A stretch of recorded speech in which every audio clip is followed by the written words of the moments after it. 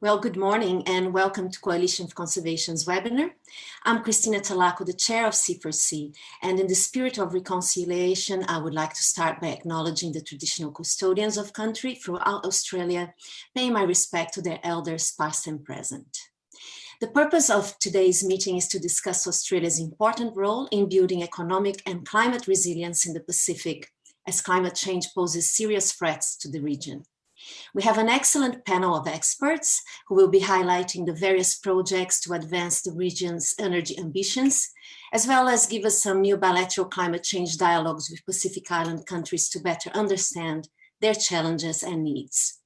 So it's a great honor to have here Senator Seselja. He's the Minister for International Development and the Pacific. We also have Paul Burke. He's the Associate Professor and Head of the Arndt-Corden Department of Economics at ANU. And we have Dani Robertson, the International Project Manager at ClimateWorks Australia from Monash University.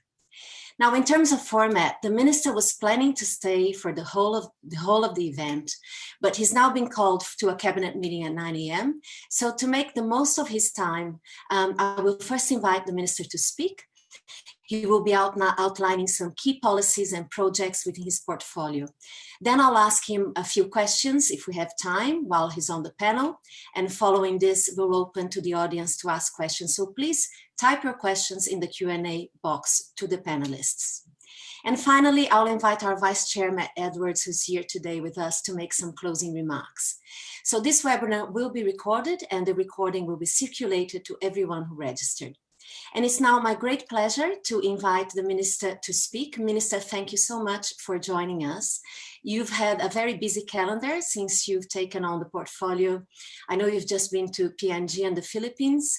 So can I please ask you to share with us some of your activities and projects to advance climate resilience in the region? Well, thank you very much, Christina. It's great to be with you, and it is great to be out of quarantine. I'm only just out of quarantine for a few days. But I know people in Sydney, and in particular, of course, a lockdown at the moment. So our thoughts are with everyone who's not able to move around freely at the moment, and we hope that'll change very soon. It was good to meet you in Canberra, and it's great to be able to connect with you online as well. And hopefully in the future we can connect in person again. I hope we're all getting some joy from the Olympics and some of the Australian success, but a lot of important issues still going on. And I just wanted to put a few thoughts on disaster and climate resilience in the Pacific and some of the work that we've been doing. And it is an important issue, not just for Pacific nations, but for Australia and of course all nations around the globe. And the Prime Minister has made very clear that Australia is serious about tackling and mitigating the threats posed by our changing climate, and particularly in the Pacific. And we hear very often, and our Pacific Island nations have been very outspoken about the particular challenges they face and the threats they see coming from climate change. And we've responded to those in a number of ways. And I'd like to go through some of those. So we're obviously committed to supporting all countries, but particularly our neighbours in the Pacific, to build resilience, to build climate and disaster resilience. And it must be said that that support starts at home in terms of our efforts. And I wanted to just briefly talk through those because I think sometimes there is a talking down of Australia's efforts, and it's good to put it into comparison with other similar countries around the world, other developed countries, in terms of the effort that they are doing. So Australia has worked hard to reduce our emissions by 20% since 2005. Now, we hear a lot of countries talking a big game on climate change, but I think it's fair to say that if we look around at other similar countries, Canada, of course, having a very similar economy, New Zealand, our effort in terms of actual achievement on emissions reductions has been much greater.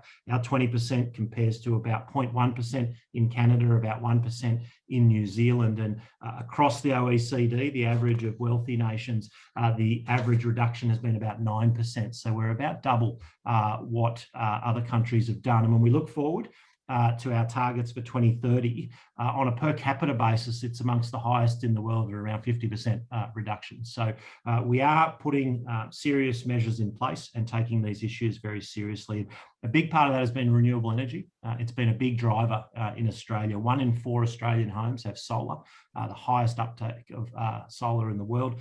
Renewable energy uptake generally is growing at a per capita rate 10 times faster than the world average, much faster than China or the United States or most other developed nations.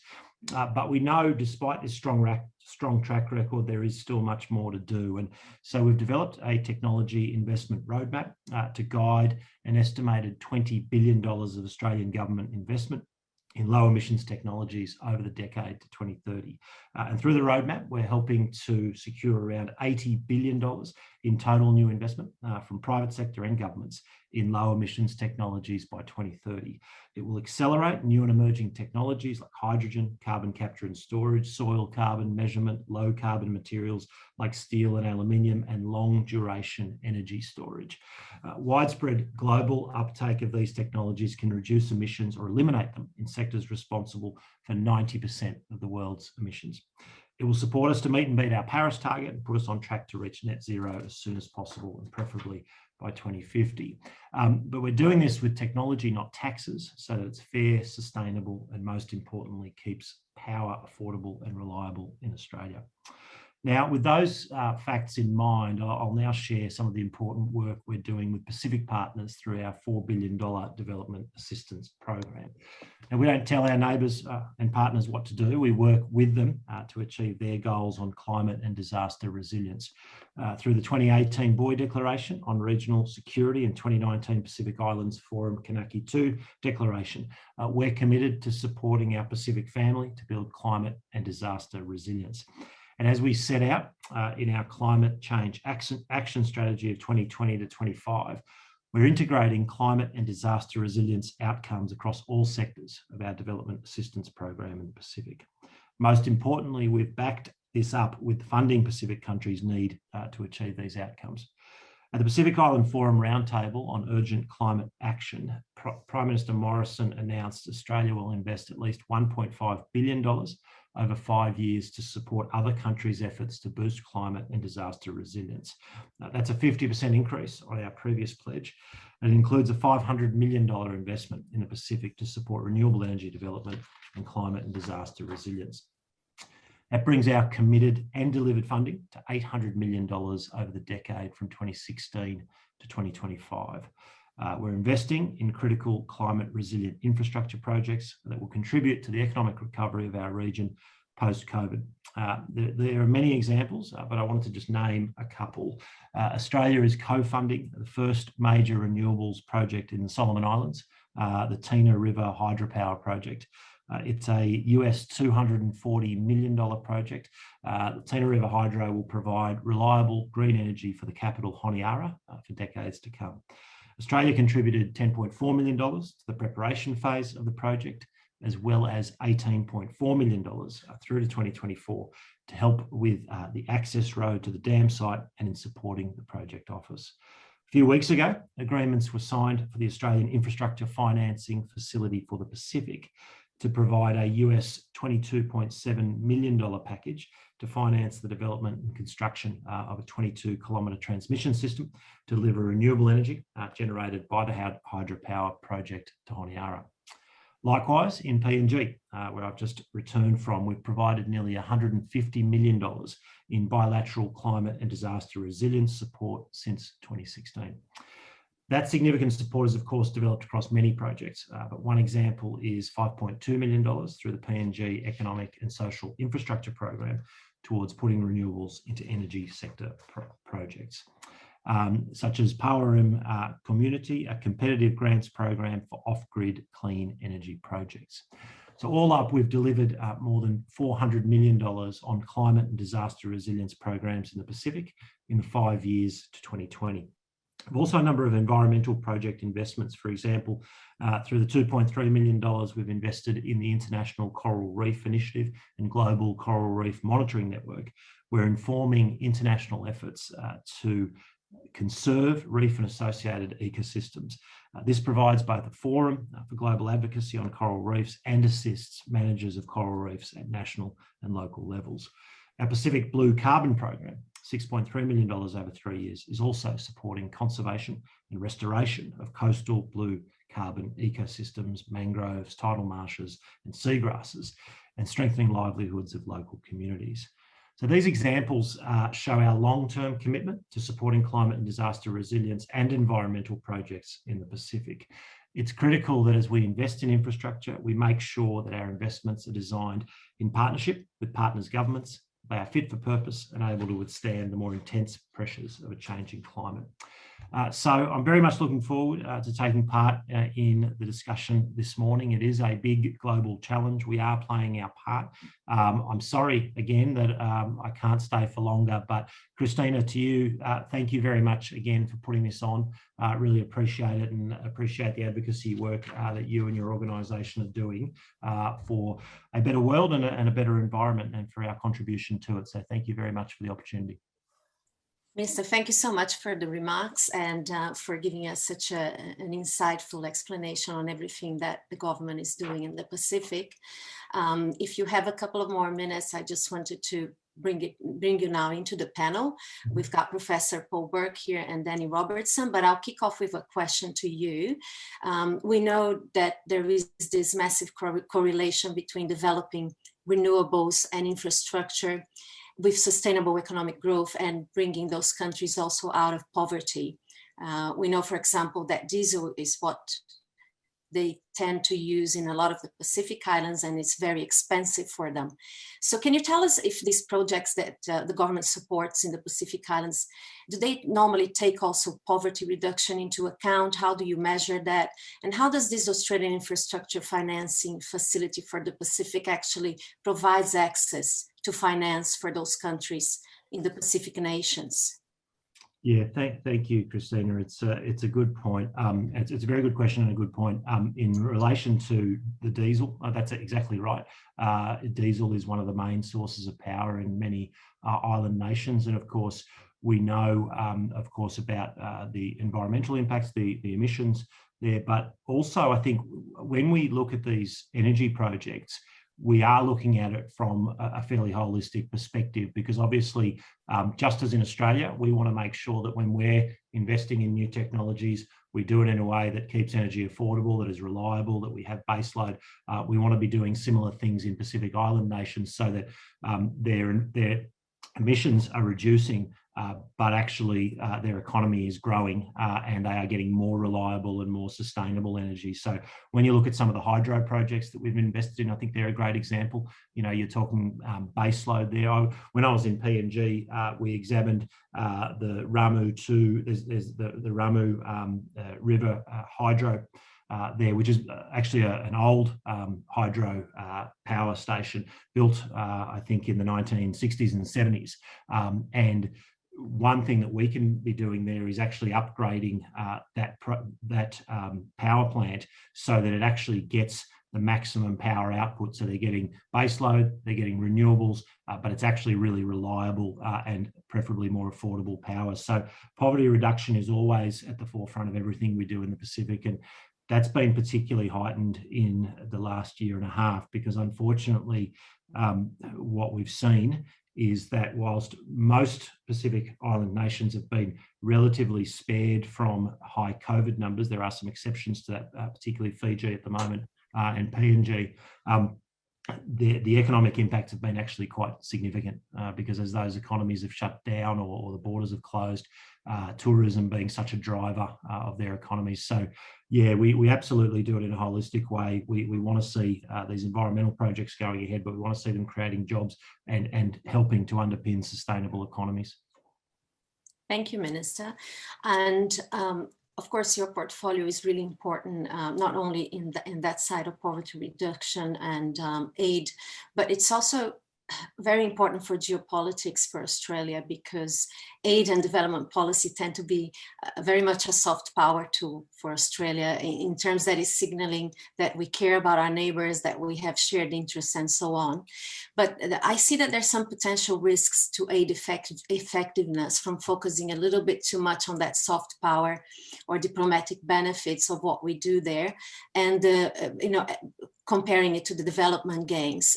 And there's also a bit of competition because we know that there's lots of other donors in the area that can influence, and we can see the potential for this around China's growing influence in the Pacific. So how do you balance this trade-off between the soft power and aid effectiveness? And how do we utilize this for Australia as a form of ongoing, meaningful engagement with the Pacific region?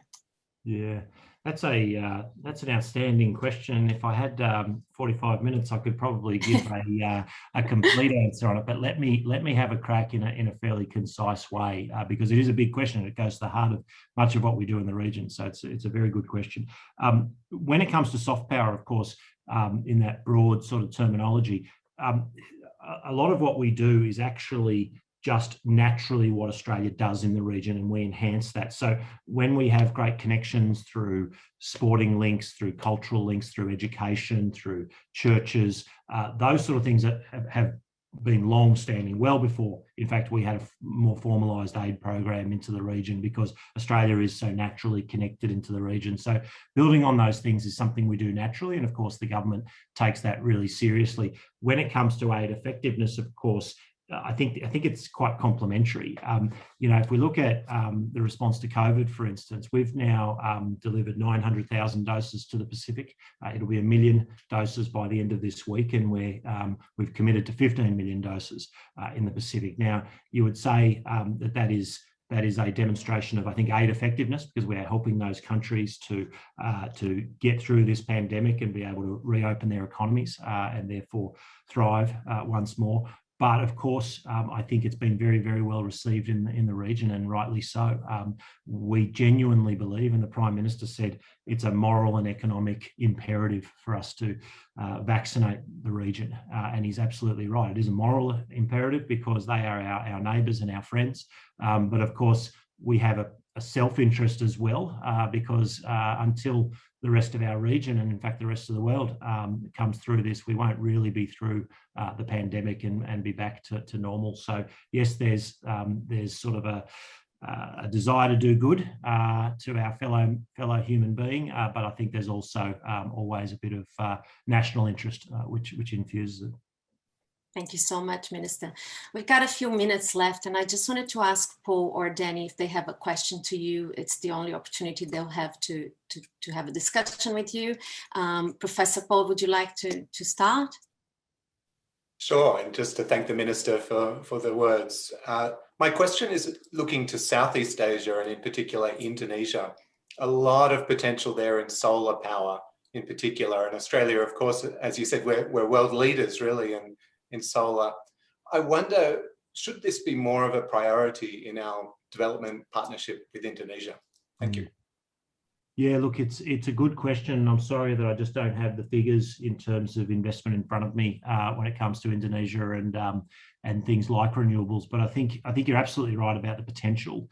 And of course, Indonesia is. Even if we were for one moment we were just to look at it as an economic prospect. Of course, Indonesia will be one of the world's biggest economies within the next decade or so, potentially. And so obviously their energy needs will be huge, and renewables and solar will be a big part of that. And you're right to say that we are a world leader. We're absolutely a world leader when it comes to uptake. We have a lot of the best technology. And of course, there's been efforts to look at how we can have solar energy that is captured here in Australia and then is actually exported through cables to our near neighbours. So Indonesia is right in the frame for that. So I think there is great potential. I think the short answer is it would be wonderful to see more of that focus, and I'm sure that will continue to be a focus, not just because it's going to be good for emissions reductions in our region, but also I think there's going to be great economic opportunities for Australia. Thank you, Minister. Do you have time at all for another question? I do. I think I've got time for about one more because. Okay, I'll let Dani ask you a question if she has one. No problem. Thank you. Thanks, Chris. Thanks, Paul. And of course, thank you to the Minister for his really interesting words. And I love to hear how our neighbourship and our friendship with the Pacific is so long-standing. And I wonder if the Minister can comment on how Australia might be supporting the Pacific Islands as we head towards COP26. It's a big milestone for the world and for climate action. And I'd love to hear more about how Australia is planning to support our Pacific neighbours ahead of that moment. Yeah, thank you. This is something, I had the opportunity to engage with economic ministers from the Pacific about a week and a half ago or so when I was in lockdown in the early days of my isolation, and this was obviously raised, and our foreign minister has been having meetings this week, and in fact I think it was yesterday, and obviously climate change and COP26 is one of the issues that's come up, along with, I think, COVID recovery being the sort of probably the biggest issue, and economic recovery as well. So we're going to continue to work with them. Obviously, Minister Taylor is working through what kind of specific policies will be taken to COP26 and what we'll have to say. But we have worked all through this period and in a pretty comprehensive way with our Pacific neighbours on how we can help them with disaster resilience, how we can help them with climate policy, and looking at ways of sort of, I guess, increasing that effort. So that's going to continue in the lead up to COP26. But I guess I can't preempt what Minister Taylor might have to say, but needless to say that any decisions we take, any commitments we make will be, of course, partially informed about what it means in our region and quite immediately. So that's been a big part of those discussions, and will continue to be so in the lead up. Thank you so much, Minister, for your time today and for your support to C4C. This was going to be a face-to-face event. Unfortunately, due to the borders closures, we couldn't do it, but we're really looking forward to having you at a face-to-face event very soon for C4C, and we wish you all the best in your portfolio. Thank you very much for your contribution this morning. Thanks so much, Christina. I appreciate it. Right, as we continue on, we'll bring Professor Paul Burke into the conversation.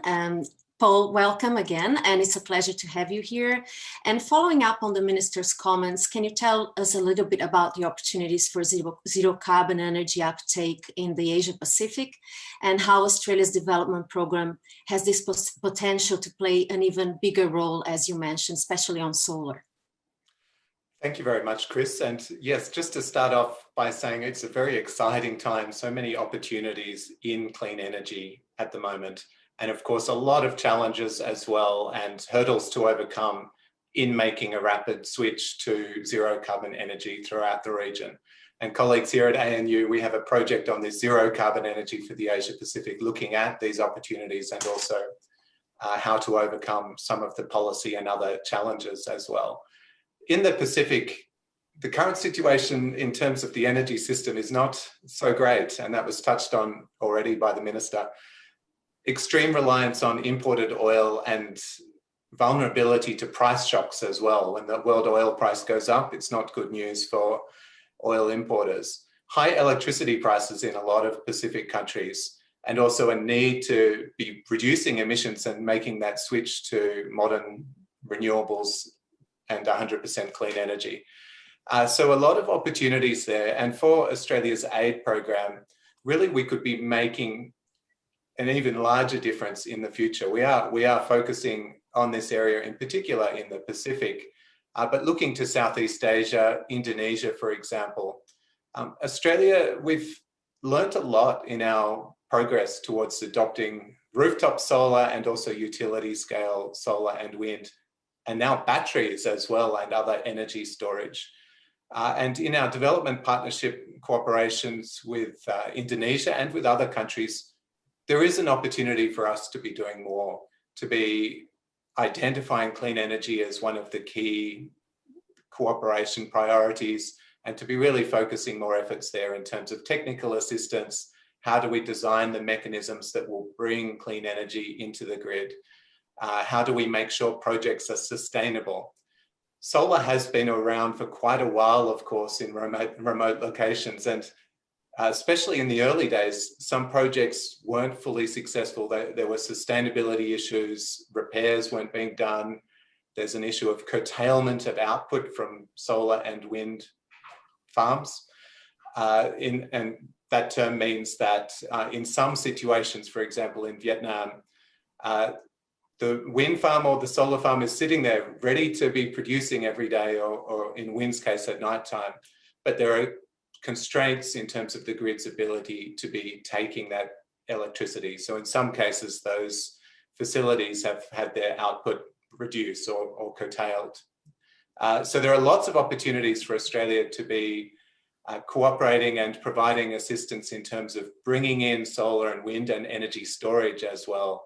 And also making sure that these technologies are making a sustainable contribution, that repair networks are working properly, and that curtailment doesn't pop up as an issue as well. Thank you, Paul. I'm going to bring Dani into the conversation because she's here representing ClimateWorks, and ClimateWorks catalyzes action towards net zero emissions within Australia, but also in Southeast Asia and the Pacific. So Dani, can you tell us a little bit about your role and the projects you're involved with at the moment, and how people might be able to contribute as well? Sure, thanks Chris, and good morning everyone, wherever you might be. And thank you to C4C for having me on the panel. I guess I'm going to follow on from Paul and talk about some of those challenges that we are facing around the sequencing and the logistics of that transition towards net zero or to low greenhouse gas emissions world that's coming at us pretty fast in both Australia, Asia and the Pacific. I guess, launching off some of Australia's own policy commitments that do talk about the need for kind of a longer term view. That's what ClimateWorks looks at mostly. And we do focus on net zero out to 2050, which if the audience is familiar, under the Paris Agreement, it does invite countries to submit net zero mid-century pathways. And about 29 countries have submitted their plans so far, with another 40 to come before COP or at COP. Indonesia just submitted theirs last week, which is a great demonstration of leadership, particularly given how much they're struggling with COVID. And in the Pacific, we're also seeing countries have submitted these long-term strategies. And so that's my role at ClimateWorks. I'm supporting the Tongan government to develop their long-term strategy.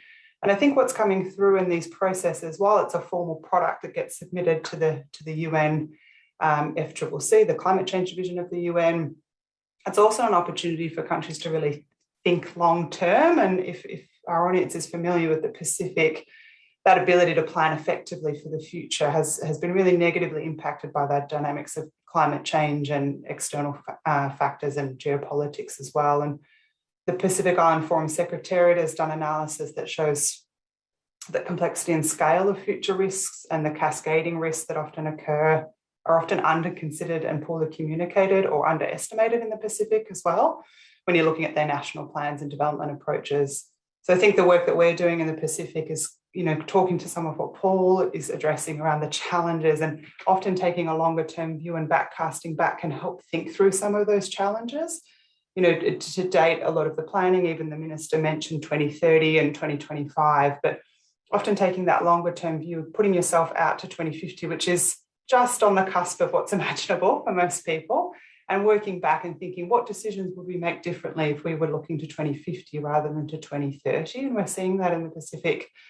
We've seen Fiji has submitted their long-term strategy, Republic of Marshall Islands has as well, and Republic of Marshall Islands has also done a 2050 net zero roadmap for their electricity program, and talked about, looked through some of the challenges that Paul's talking about. If you look out that far, what investment decisions do you make differently? And that's why I think long-term planning is really beneficial for the Pacific, because it can help think through some of those infrastructure decisions, rather than thinking about what do we need for 2030, what would our population need for 2050, and working back towards that. And there's lots of other co-benefits to that long-term thinking approach. But I'll leave it there and see if there's further questions. Thanks, Dani. And for both of you who have this experience in Southeast Asia or the Pacific, what do you hear from them in terms of our image, as Australia, in terms of our track record? Do they expect more? Are they happy with what we're doing? Are we integrating the exact type of projects that they actually need? Well, Chris, I myself have often been working in Indonesia and doing projects in Southeast Asia in particular. the rest of the world does notice what Australia does, and it's not always so positive, I must say, as well. So the removal of Australia's carbon pricing system, I'm an economist. I've heard that noted to me by quite a few experts throughout the region as perhaps something not to be following the example of, and asking a lot of questions. Why has Australia not really got a strong policy mechanism to be achieving its goal of reducing emissions? Currently in Australia, as the Minister mentioned, we've been relying quite a lot on uptake of renewables, in particular with the renewable energy target. Basically, that was a 20% of electricity from renewables by 2020 target. We haven't updated that. We don't have another one for 2040, for example.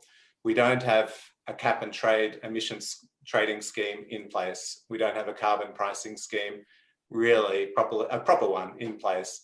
So I do hear that quite a lot.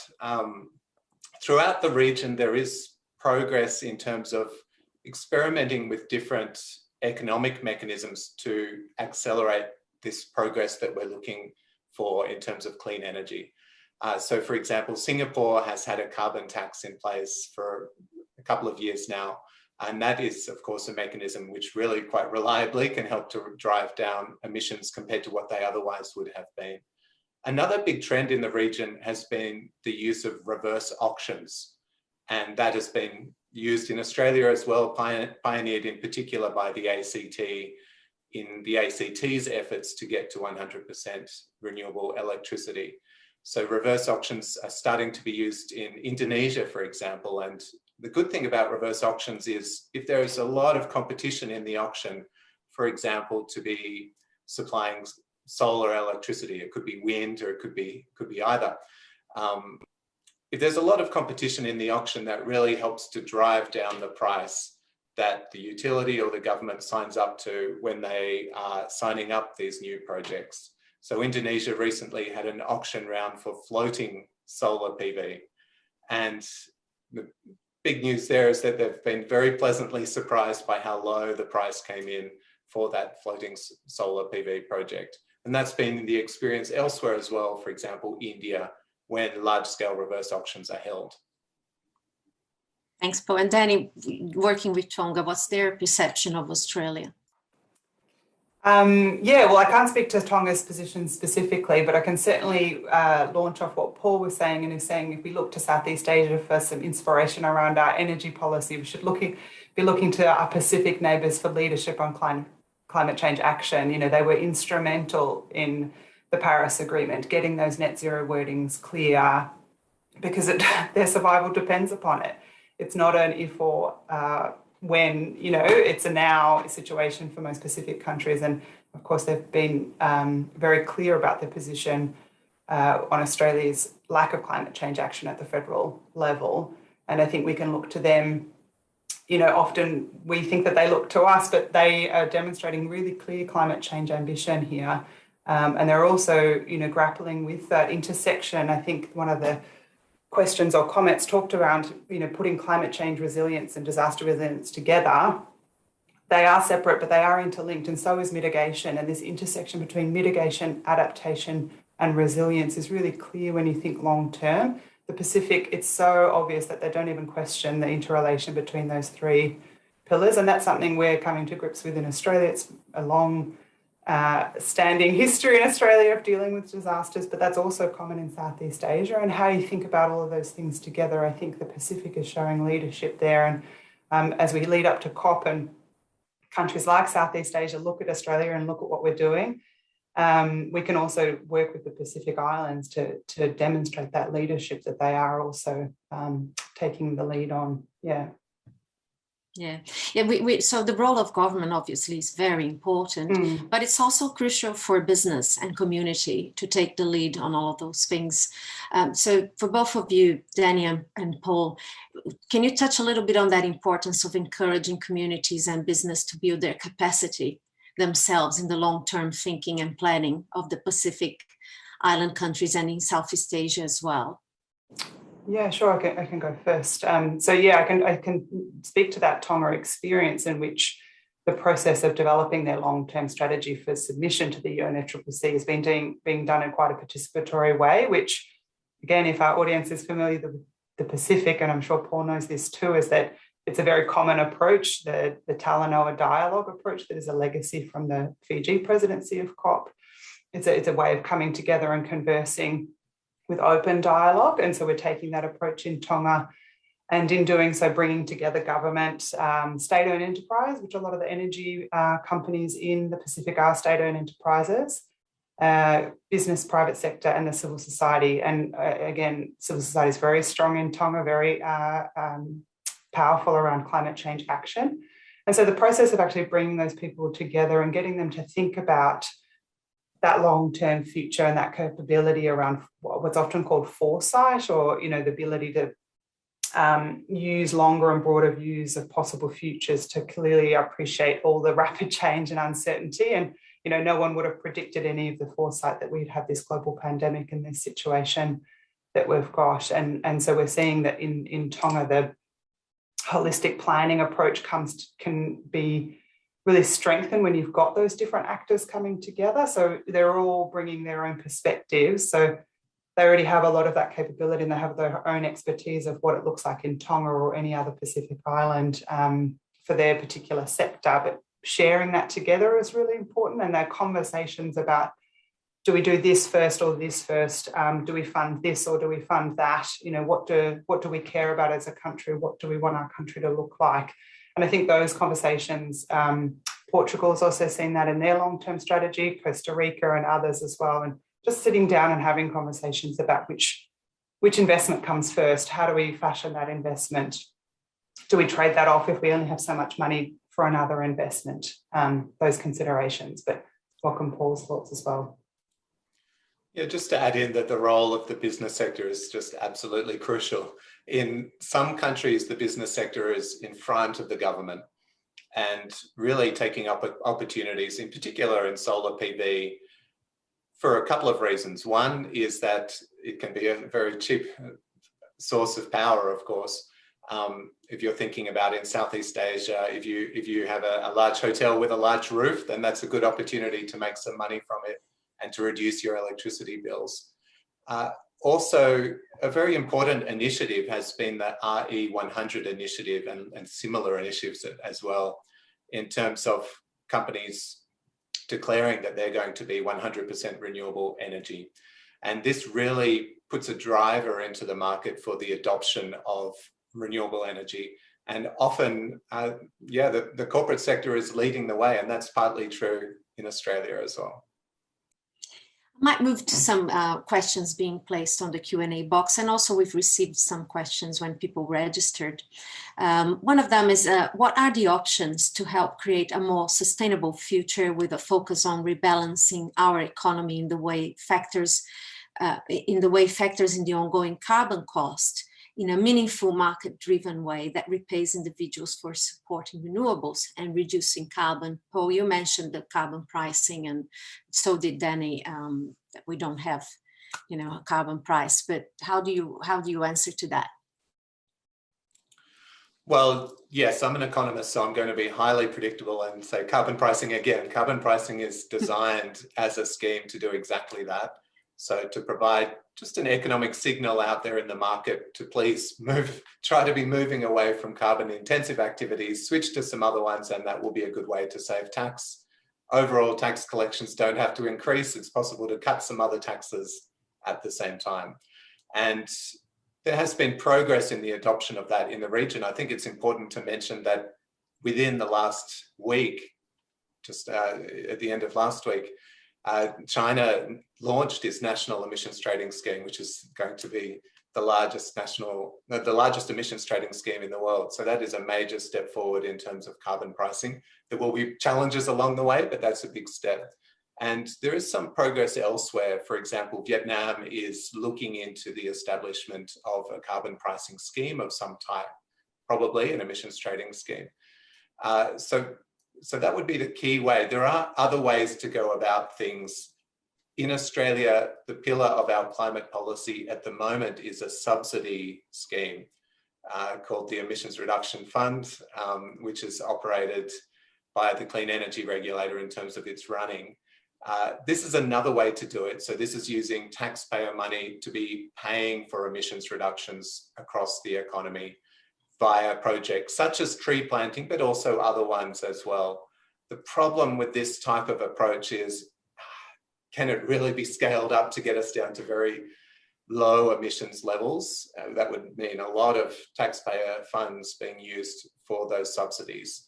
And also there are challenges around, there's quite a bit of paperwork and administration for the scheme. So we need to make sure that the companies that have promised to reduce emissions truly are doing it. And that measurement of that can be quite difficult. A preferable way would be to keep it as simple as possible, put in a carbon price. In a country like Australia, that's relatively easy because we already have the data reporting coming up from facilities, from companies around the country under their compliance requirements. So basically we had it before. This type of system would be able to implement it again very quickly if we wanted. Just one more thing is that for Pacific countries, it's relevant as well. And for Pacific countries, carbon pricing is very easy to implement. Diesel, when it reaches the border, could be charged a carbon levy, and it is very easy to measure it at that point because it is a port.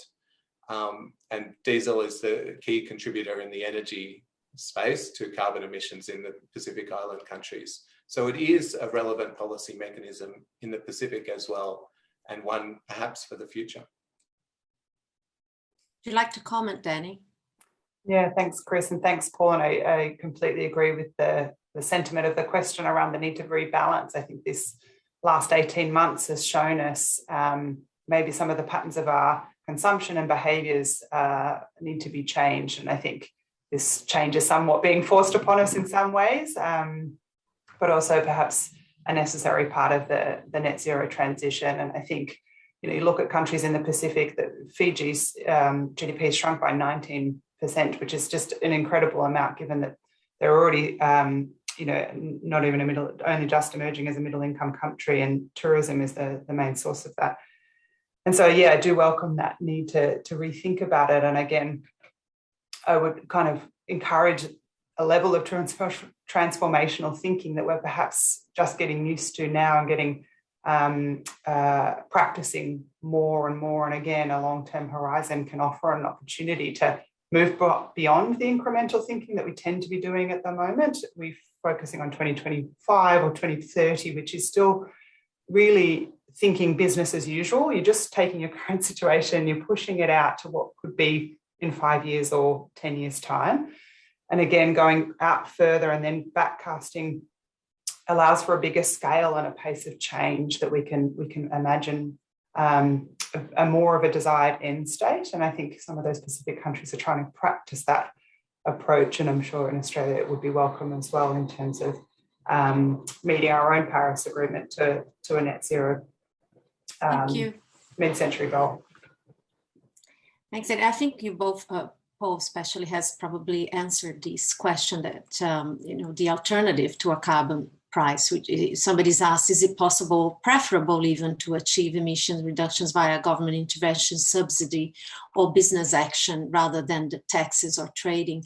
For example, using solar subsidy, nuclear battery incentives, infrastructure investments. So I guess you kind of touched up on that, Paul, but is there anything else you want to say on that option, because we don't have the carbon pricing yet? Well, there's a lot of work in terms of theory and looking at other countries as well.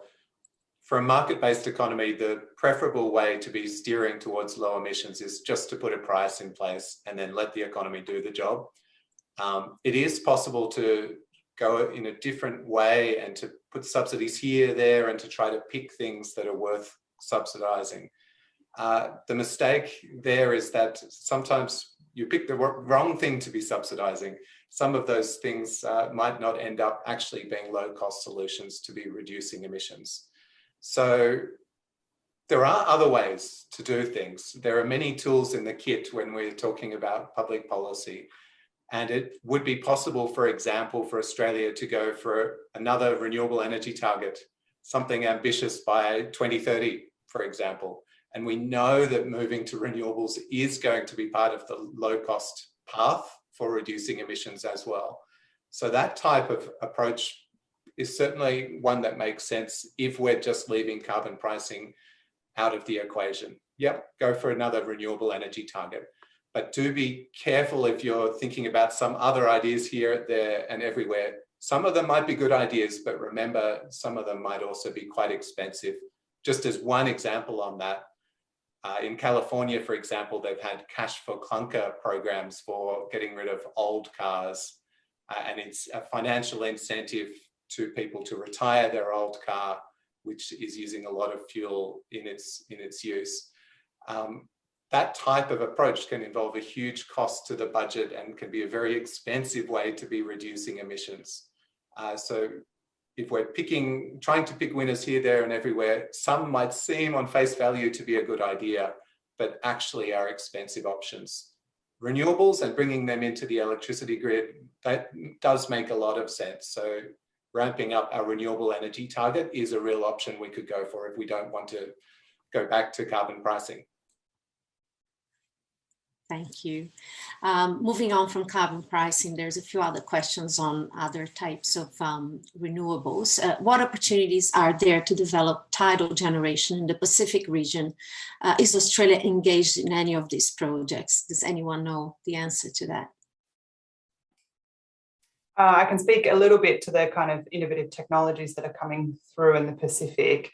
And actually, I was going to launch it off what Paul was just saying too, is that a lot of the technologies that are coming through seem like good quick fixes, but they're actually incredibly expensive in the Pacific. You're talking about really small markets, small populations. Tonga's got a population of 100,000 in Tonga and 100,000 living outside of Tonga. Fiji's got 1 million at the largest, not including Papua New Guinea. So small markets, it makes it very hard for these emerging innovative technologies to be rolled out. And so I know, for example, when the Republic of Marshall Islands did their electricity roadmap, they looked at some of the modelling of these new technologies, including wave and offshore wind.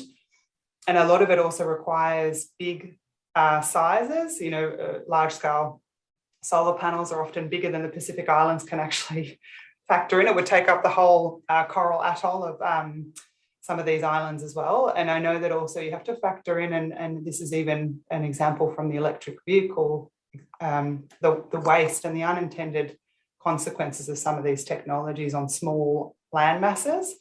And so you can roll out EVs, but what happens with the waste of those electric batteries? How is that disposed? Or you could think about solar or wave energy or offshore wind, but you do also have to consider what does that do to that environment in which you've got a high population who are dependent on those oceans and fisheries for their livelihoods.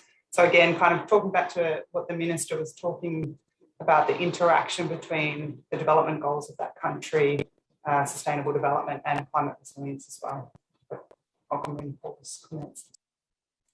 Just to add in there, it's always good to look at what other countries are doing, especially if you're a small country, and to be learning from others. Solar PV is very cheap these days, and for Pacific Island countries, it's a great opportunity to be buying these panels produced at low cost in China and elsewhere and to be using them. Whereas tidal, we wait to see the future, but tidal generation so far has been very minimal in its contribution and has been expensive. So in short, go for what is working cheaply elsewhere. And the Pacific Islands are very sunny places, so quite a suitable place for solar PV. What about biogas? Somebody's asking on the Q&A. And biogas and storage thereof, is that an opportunity for that? Yeah, from what I've heard of, there's some small-scale plants, and Paul might be across more of the statistics, but I've seen anecdotally and heard about small-scale plants. But again, it's about the cost of the scale of introducing that type of infrastructure. If you've got cheap renewable in solar panels and you've got a lot of rooftop and enough land, that is a better option than perhaps the expensive infrastructure of biogas as well. But I have seen it at small scale, especially around pig farms and small-scale subsistence farming, and it provides a good solution. And it also can, in some instances, help offset the the burning of local firewood, and that, which is more common for cooking, especially in Tonga. But you also have to weigh that up against, and that's the same for any of the investment decisions, is how well do they stand in disasters?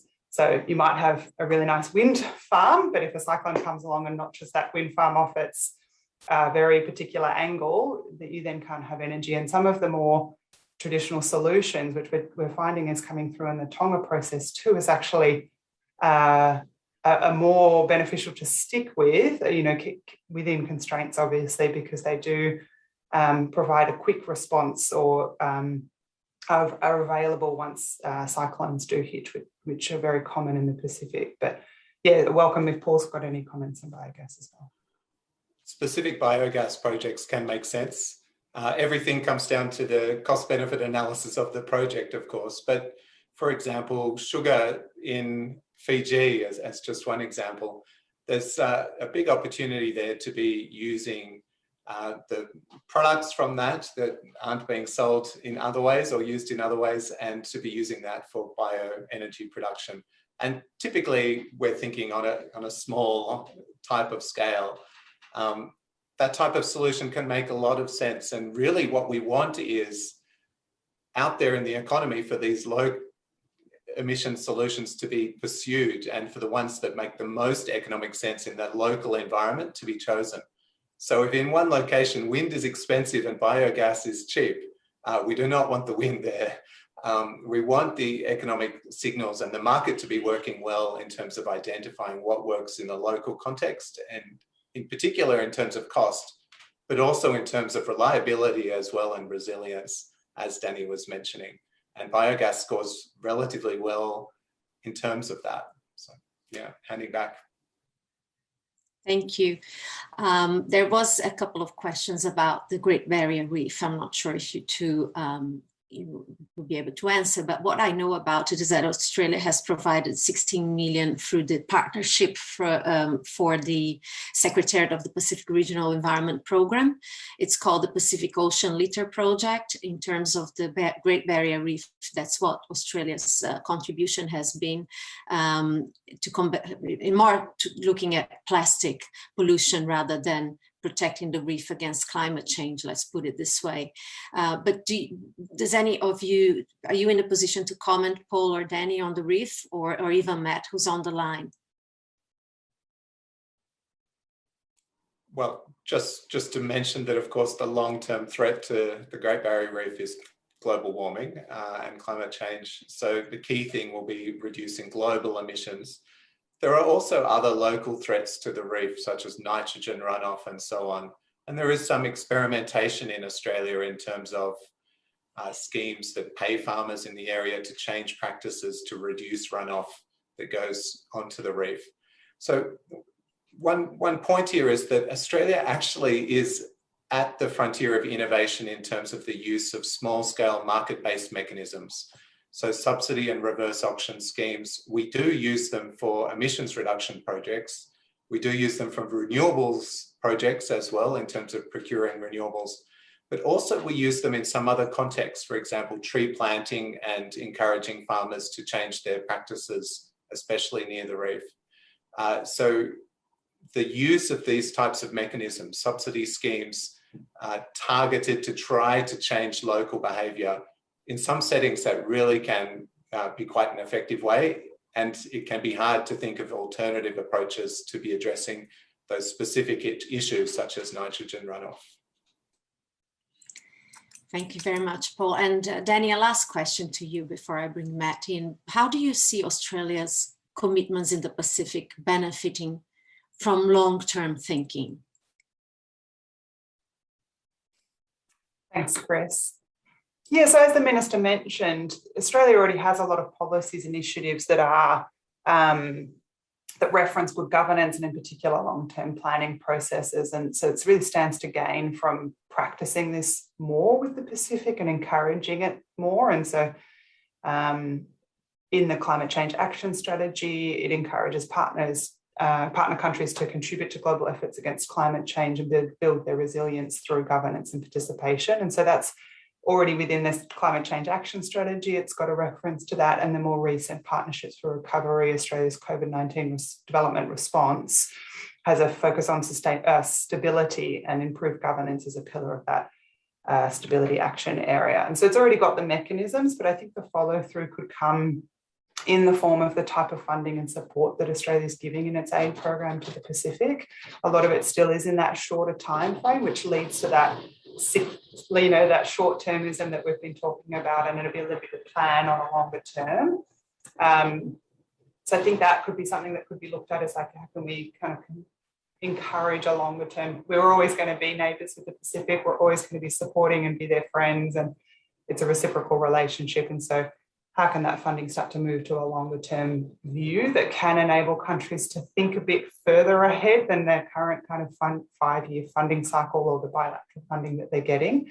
And so that's where Australia could come in and make some of those longer term commitments. And also, I think, encouraging through those regional bodies that already exist that Australia is working through, like the Pacific Island Forum Secretariat, encouraging that capability around long-term thinking. So, practicing foresight, scenario analysis, things that are more common here in Australia, and Paul's referenced those as well, as how do we encourage Pacific Islands to also build their capabilities, and won't have benefits just for climate change action, but also across their development objectives around thinking ahead into the future.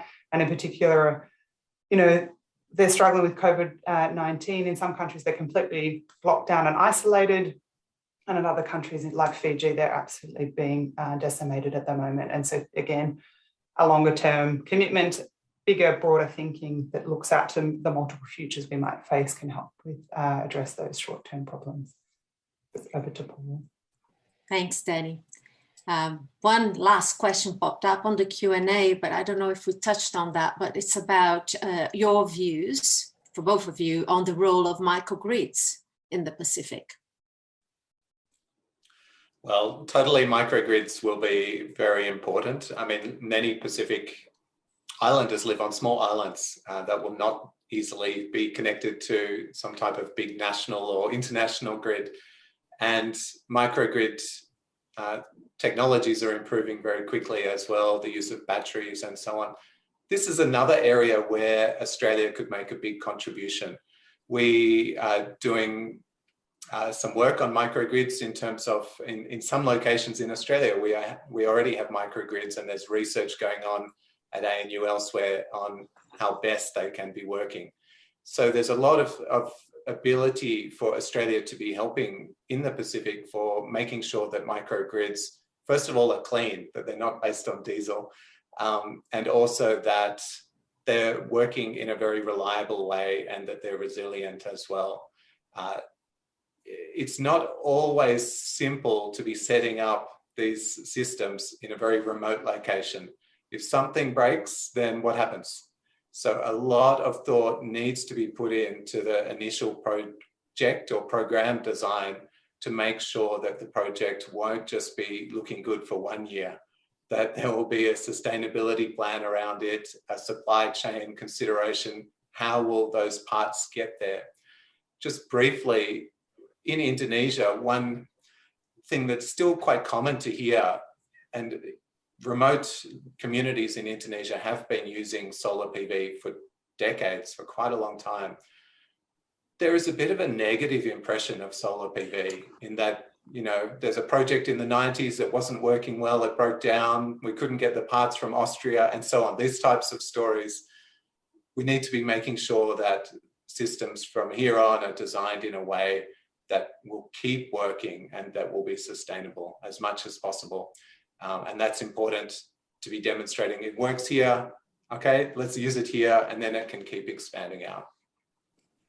I'll just add one final point onto Paul, is that we could actually, again, here's where we could look to the Pacific to learn a little bit about microgrids. Obviously, they're very important, but Palau, which is one of the smallest countries in the world, has the biggest microgrid in the world, 35 megawatts of dispatchable energy, and I think 45 megawatts of energy storage. So again, yeah, they're very important. And in fact, Australia could also learn a thing or two from the Pacific on what they're doing around those small scale grids. Thank you. Well, that's all we have time for, but I'd like to invite our Vice Chair, Matt Edwards, now to make the final remarks. He's our Vice Chair. He's also a solar research scientist from the University of New South Wales and the Solar Technology and Manufacturing Lead at Fortescue Future Industries. Over to you, Matt. Thanks, Christina. Yeah, distinguished guests, thank you so much. Members of C4C and other friends on the line. Look, I hope you've all enjoyed the informative speakers that we've organised for you this morning. It was really fantastic, and it's my great honour to thank them. Minister Seselja talked about Australia's achievements in the climate space, including highest uptake of solar power in the world per capita. He talked about $4 billion development assistance program, including investment in the Pacific to support renewables, with the Tina River project in the Solomons given as an example. It's important to look at energy projects from a holistic perspective. So it's not just about reducing emissions, but also contributing to jobs and economies of these islands. And he also touched on the effort to vaccinate the Pacific, which is, a strong economic and moral imperative for us. Thanks to Associate Professor Burke, who discussed the Zero Carbon Initiative for the Pacific. As you mentioned, the Pacific has an extreme reliance on imported oil and diesel, and there's issues in the Pacific Islands around renewables projects, including logistics, and things like severe curtailment and so on.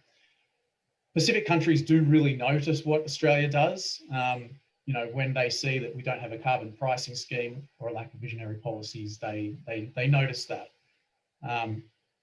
He mentioned that carbon pricing schemes were necessary for the Pacific as well, and touched on other sort of cheap and easy solutions like cheap solar panels from China and so on. Thank you to Dani Robertson from ClimateWorks.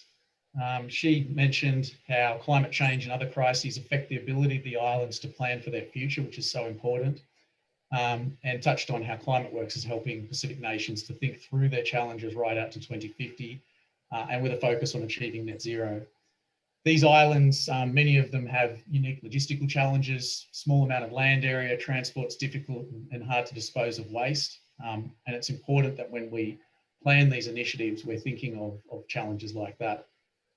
So my experience in the Pacific, in 2019, I participated in a scoping study for a solar PV startup, BlueVolt, that I was involved in, looking for good sites to install solar power systems to offset diesel generation.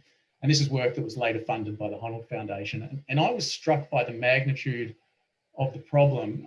A country basically beholden to diesel generation and the diesel supply chains, and some of the world's most expensive energy. So therefore, most of the country just didn't have power at all. Clinics didn't have refrigeration, families didn't have lighting, kids didn't have good access to education. And ironically, this is a part of the world that stands to lose the most from unfettered fossil fuel usage. It's both highly susceptible to sea level rise and seeing some of the world's highest levels of sea level rise. In Nagella Island in the Solomons, I was standing on a beach watching kids jump into the ocean from the branches of a huge tree that was growing on the shoreline. And we were hosted by John, who was a village elder and the main employer for miles around. He told me that when he was a kid, he couldn't jump into the sea from that tree. And I asked if the tree had grown bigger. And he said, yeah, it grew bigger, but the water's also closer now. You can see it comes right up to the position of the tree trunk, and the position of the tree trunk hasn't changed. So I asked how much further away was the water when he was a kid. And he said, maybe 10, 20 meters. I said, that must worry you. And he said, yeah, it worries me, but what can I do? We need countries like Australia to help us. And he didn't say that in an ironic way. There's an expectation there that Australia really will help, and they really do consider us as friends. I was often told that they prefer Australian technology to that of other countries, and they think that our solutions are good solutions. We've helped out a lot in the past, whether it's through the Ramsay mission to the Solomons or the Australian-funded Coral Sea internet cable. These things are really appreciated. And the Pacific Step Up, implemented by the Liberal government, has really been warmly received, and it's brought us significant political capital, and we should take care to maintain that capital and not squander it. In crises, we need the support of our Pacific neighbours, and we need to support them. So whether it's climate change or COVID, they look to us for leadership. They're watching Aussie sport. They're watching the state of origin, right? They consume our media. They're dependent on the AstraZeneca vaccine. And when our politicians and media denigrate it, they hear that. They hear things like that. And that causes problems for their own populations. When they hear leaders in the Australian community politicise climate action or push damaging falsehoods, that says to them that Australia doesn't really care about them. And when they think that we don't care, they're more likely to accept the embrace of powers that don't necessarily have our best interests at heart. So some of these solutions are so easy. Solar power in the Pacific and Indonesian islands to replace diesel, it's just really a no-brainer. It comes down to logistics and political will. So we should step up because honestly, their success is our success. We're all in this together, particularly in the Pacific. I'd like to thank our guests again, and thanks very much to all of you, and I hope to see you at the next event. Thank you, Matt, and we hope to see you all soon. I hope you all enjoyed it today. Thanks again to Professor Paul Burke and to Dani for participating, and thank you so much to the Minister as well for his appearance this morning. We'll see you again soon. Hopefully we'll be hosting more events in the next month, which might be face-to-face. Thank you so much. Thank you very much, Chris. Thanks, Matt. Thanks, Dani. Thank you, everyone. Thank you.